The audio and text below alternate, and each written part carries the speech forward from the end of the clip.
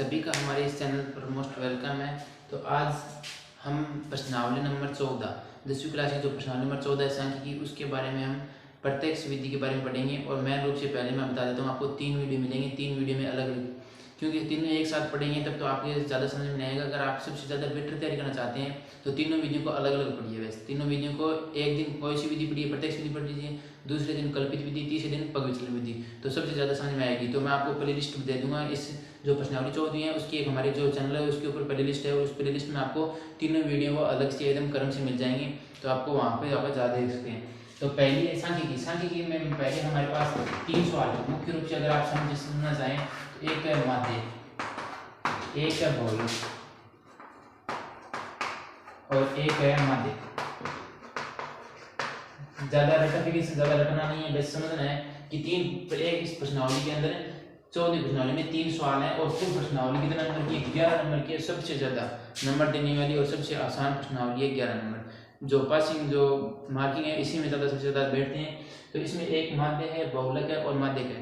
तो इसकी तो जो 3 विधियाँ हैं, इसकी तो एक है प्रत्यक्ष विधि, एक है कल्पित और एक है पग विचलन। इसको पग विचलन भी बोलते हैं या फिर पग विचलन विधि। यानी कि किसी भी आंकड़ों का वर्गीकृत और अवर्गीकृत, इसको मैं अगर आप चाहें तो मैं समझा देता हूँ। पहले वर्गीकृत और इन अवर्गीकृत के लिए सभी हम अलग अलग पढ़ेंगे, तो मैं बता दूंगा। तो पहले आपको याद रखनी है माध्य है, और माध्य की 3 विधियां हैं, प्रत्यक्ष विधि है, कल्पित विधि है और पग विचलन या फिर पद विचलन विधि है।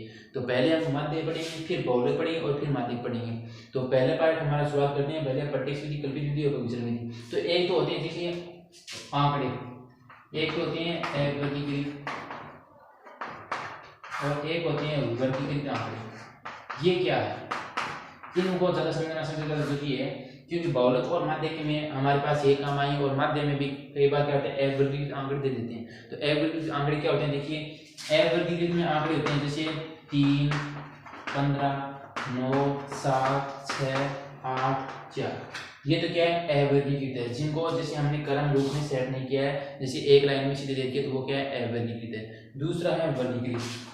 ये वर्गीकृत क्या है, तो वर्गीकृत ऐसी आपको सारणी दी हुई है, मैं रूप में देखे ना, ऐसे आपको एक सारणी दी हुई होगी और उसमें वर्ग अंतराल और बारंबारता या फिर एक्स ये दिए हुए हैं। तो ये जो वर्ग अंतराल लगभग हमें सारणी ऐसे दो ही दी हुई होगी, एक तो वर्ग अंतराल दिया होगा और इसमें एक सीधा बारंबारता दी हुई होगी। तो ये क्या है वर्गीकृत है और ये है अवर्गीकृत। तो ये तो आपको याद हो जाना चाहिए कि वर्गीकृत और अवर्गीकृत क्या होती हैं। तो इनमें से अवर्गीकृत है वो सीधे एक लाइन में दिए हुए हैं, वो तो है अवर्गीकृत, और जो वर्गीकृत है वो है क्या है ऐसे एक सारणी में दी हुई होगी या फिर बंडल में सीधी सारणी दी हुई होगी, तो वो है क्या वर्गीकृत।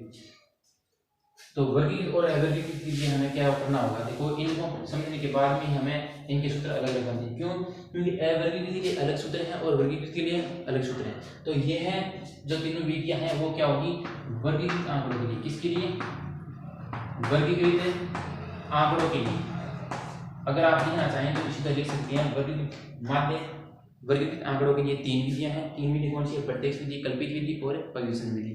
तो जब मैन रूप से देखें तो इसमें से 100 में से 100% इस बात सवाल है परीक्षा में। कल्पित विधि में ये है 2022 में आया हुआ है, 2021 और 22 में ये समय सवाल आया हुआ है कल्पित। शायद एक सवाल दे रखा था जिसमें कल्पित माध्य 25 मानकर इसका जब कल्पित विधि से माध्य ज्ञात करो, ये सवाल आया हुआ है। तो हम इसको भी छोड़ेंगे नहीं, इसको भी कवर करेंगे, लेकिन इससे पहले हमें क्या करना होगा, ये पग विचलन, ये पद विचलन है, बहुत ही ज्यादा जरूरी है।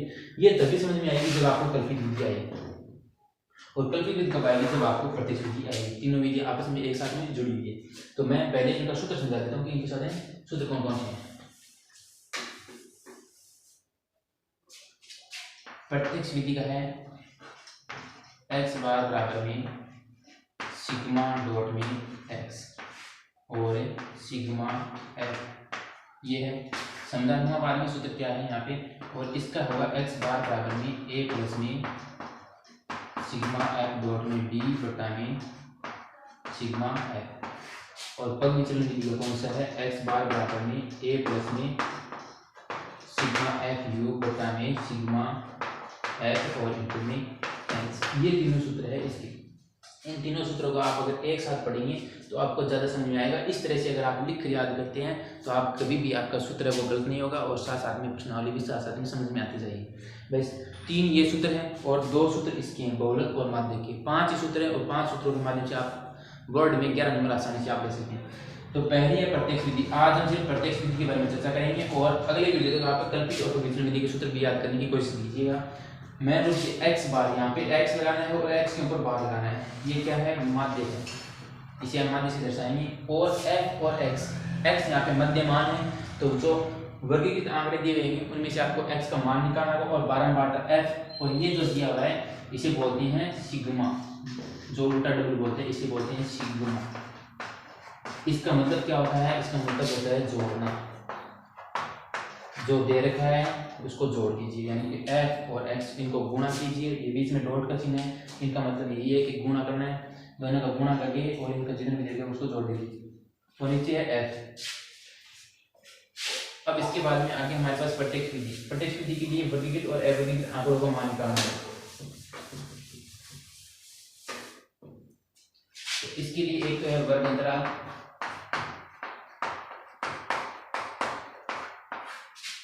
और एक की भी बारंबारता।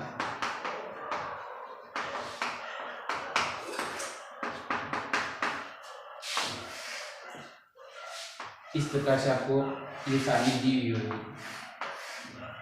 तो वर्ग अंतराल एक हमारी तरफ से मान लेते हैं। वर्ग अंतराल किताब में आपको सवाल मिलेगा, जैसे 0 से 10,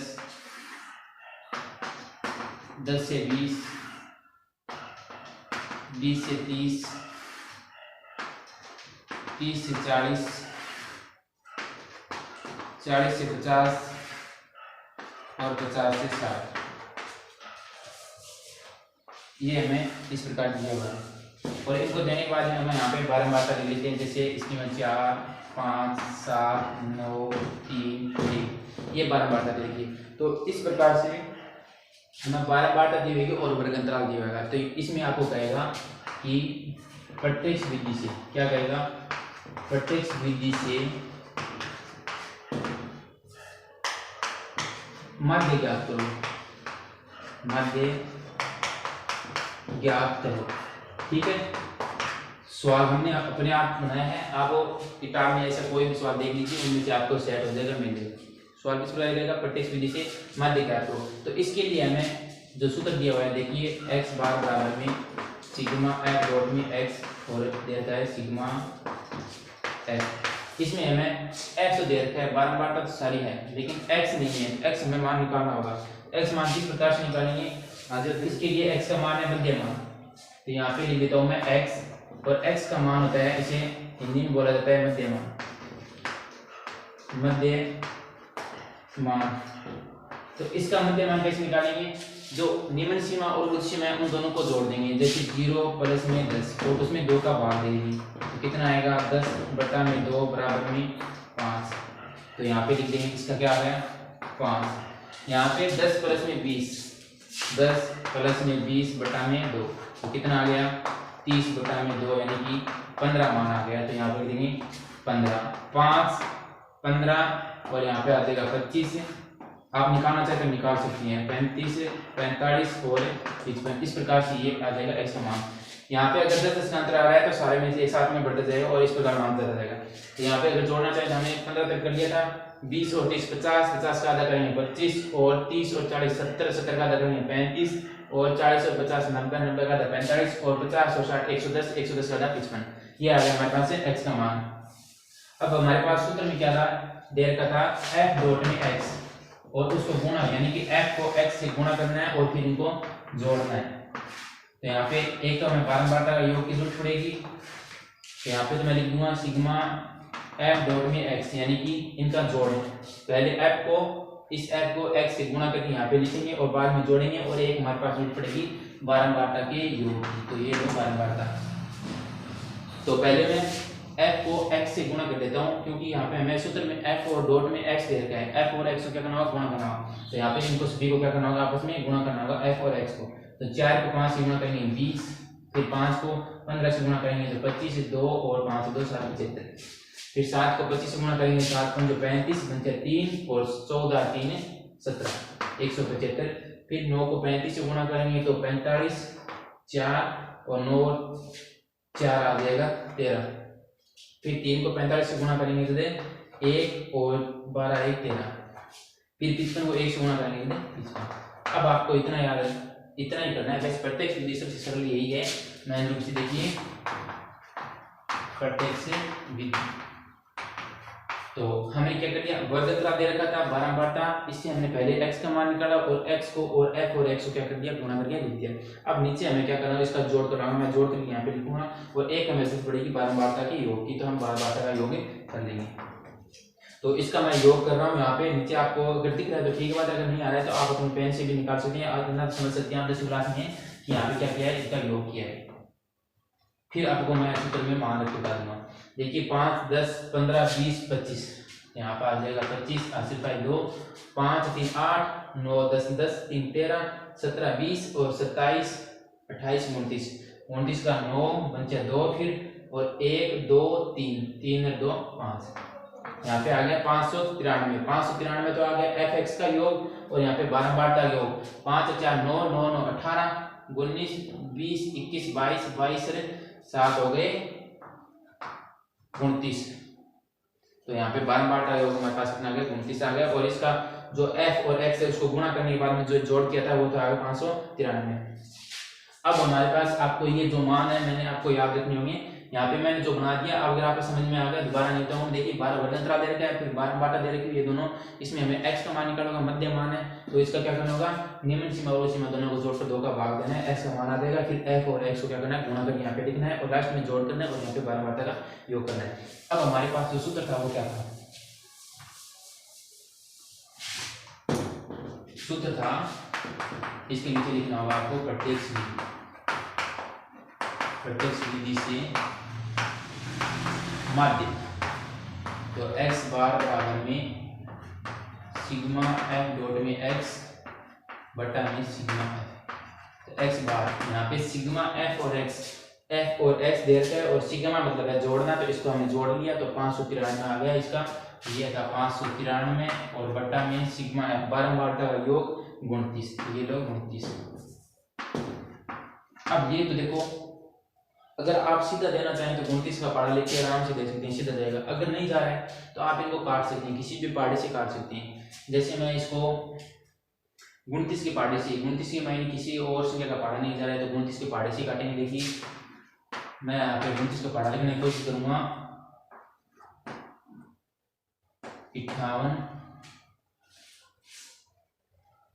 4 1 5, फिर वापस एक बार देखो इतना ही लिखने के बाद में देखो मैं कर देता हूँ, शेयर कर देता हूँ। इसमें देखिए इतना काम में चल जाएगा हमारे पास 29, तो यहाँ पे 2 बार जाएगा 58 बचा 1 और आ गया 13 में आ गया और आगे हमारे पास आ जाएगा, भाग टूट जाएगा तो पॉइंट 130 हो गए और लगभग यहाँ पे 3 बार उठ जाएगा मान लीजिए, तो 2.3 बार नहीं 4 बार जाएगा, यहाँ पे लगभग 4 बार जाएगा तो 2.4, ये लगभग आ गया इसका माध्य आ गया। तो बस ये तो प्रत्यक्ष विधि थी, सबसे सरल थी और आने की भी बहुत कम संभावना है, लेकिन आप अगर ये प्रत्यक्ष विधि मतलब कैलकुलेशन करना सीखे तो इसमें आगे आपको कोई दिक्कत नहीं आएगी। तो ये हमारी प्रत्यक्ष विधि से मध्य ज्ञात करना बता दिया। अब हमारे पास अगली कौन सी विधि होगी, कल्पित विधि होगी, तो साथ साथ में तैयार करते जाएं। अब हमारे पास एक कल्पित विधि बहुत ही शानदार तरीके से समझेंगे अगले वीडियो में, तब तक तैयार करते जाएं।